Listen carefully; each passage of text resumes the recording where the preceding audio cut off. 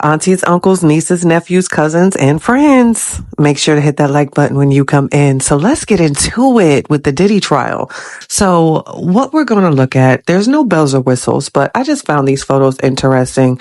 This was recently released. It's unreleased photos from a trip in 2017 of a trip to Mexico that they all took. And this was actually towards the end of Cassie and Diddy's relationship. You know what I find interesting about that before we get into the details of what we know thus far? French Montana. I don't know. Really, really weird.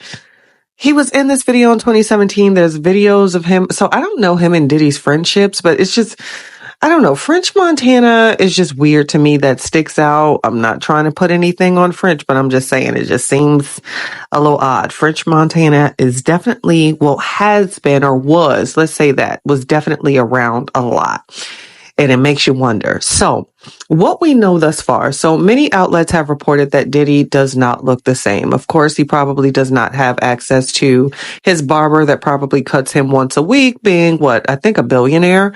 And, you know, the dye and the Beijing and all the things. So many are reporting that, you know, he is extremely gray and frail and smaller in size. So that could be a part of him being in jail, you know, diet and all that, you know, so. And this isn't just one party that has reported that. Multiple parties have reported that Diddy, you know, does not look the same.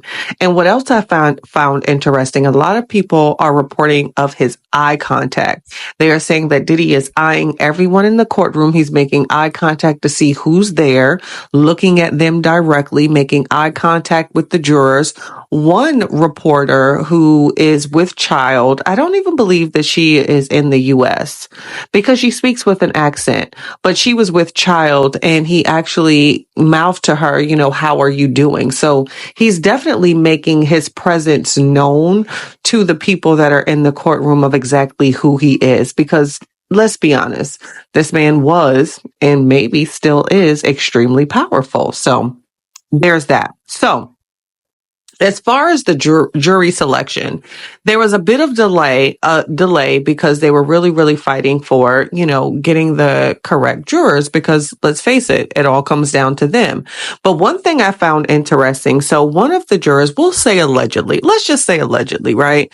Do your own research. You don't have to believe me. But one of the jurors that the defense said absolutely not to, that was overturned and she was allowed to be a juror. Now, what I found so interesting with her is that she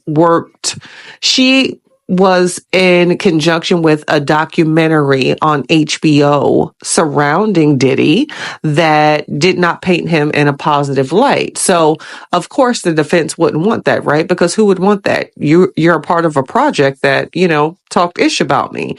But it was overturned and she's allowed to be a juror. And what was also so hard with the jury selection, they had a hard time finding people that A, did not see the tape, B, had no clue of who Diddy was, or C, had no knowledge of anything. So jury selection was extremely hard because a lot of people know Sean Combs. Let's just be honest. So outside of that, we get the opening statements and all of that. So one of Diddy's attorneys received a little slap on the wrist because they referred to the prosecutor's table as, I believe, either an army of white women or a group of white women, something along those lines, making it racial, you know, so they got reprimanded for that. Little slap on the wrist, like, you know, don't say that. So clearly the defense is working the race card.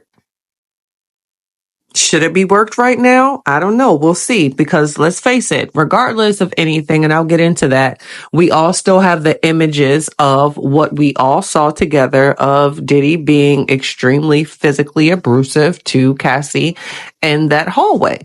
That does exist. So one thing I feel like,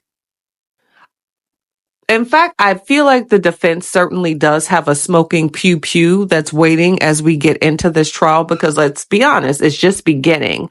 But with the quote unquote escorts or workers, what they have testified, I do not think paints Cassie in the best light. And while most people would say, oh my goodness, her testimony is fire and oh, she's speaking, my personal opinion, chatters, I don't think her taking the stand was the best decision because she now has to say certain things. So at one point, it was discussed that the twin girls, when one of the escorts were speaking, they removed themselves from the courtroom. I don't know if it was because they didn't want to hear it or they were uncomfortable, but we have to keep in mind his children are there and listening to this. And the twins did leave at one point during one of the escorts' testimony. So in regards to the image that I posted, it's so sexual, I'll say that, with what they were engaged and intertwined with, because one of the men testified that Sean and Cassie, after he, goodness, it's so weird saying this, after he ejaculated on her, Sean requested for the said ejaculation to be rubbed on him. And Cassie testified that she did that.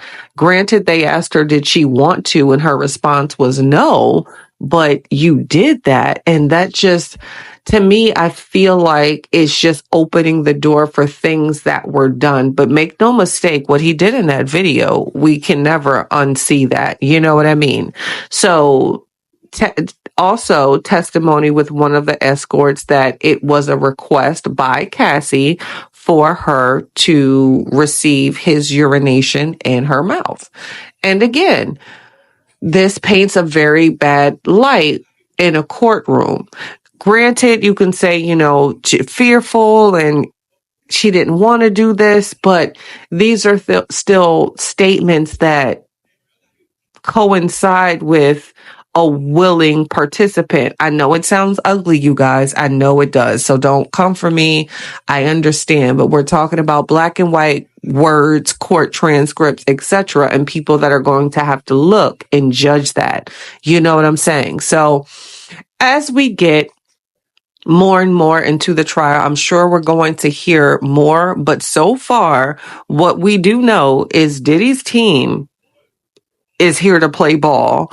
Cassie's testimony, in my opinion, while it still sheds some light on just how sensual, I'll say sensual to keep me not flagged, how sensual they were, it is painting a narrative.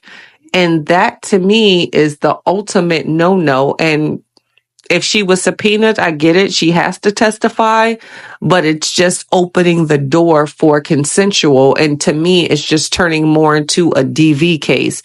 Could that change as we get into more witnesses, especially since Cassie testified that his female assistants, I believe, in her words, it was indicated that she was the manipulator of chief manipulator.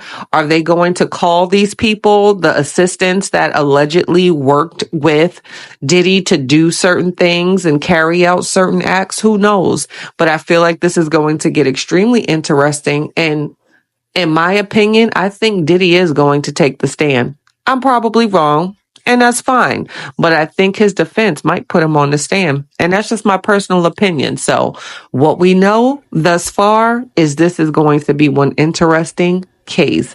As always, draw your own conclusions and stay true to you. Like, comment, follow, and subscribe for more as we get into it.